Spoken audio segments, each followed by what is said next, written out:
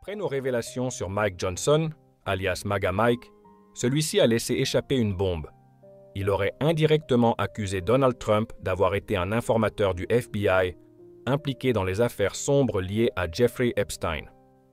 En clair, il a laissé entendre que Trump aurait collaboré avec les autorités pour dénoncer Epstein, non pas par héroïsme, mais parce que les informateurs confidentiels sont souvent eux-mêmes compromis et négocient leur survie en échange de faveurs.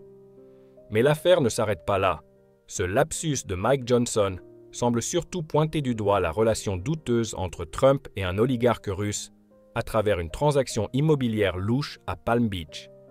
Petit rappel, en 2004, Epstein demande conseil à Trump sur une propriété à Palm Beach.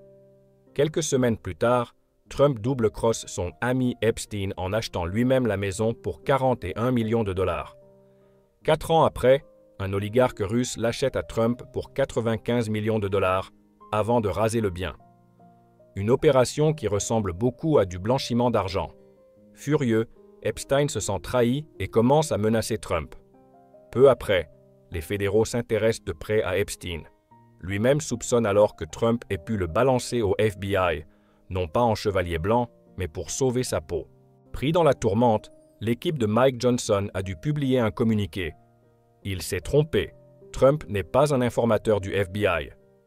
Mais les enregistrements existent, et on entend bien Johnson dire l'inverse. Trump, de son côté, nie en bloc, parlant d'un complot démocrate et d'une gigantesque mise en scène autour du réseau pédocriminel d'Epstein.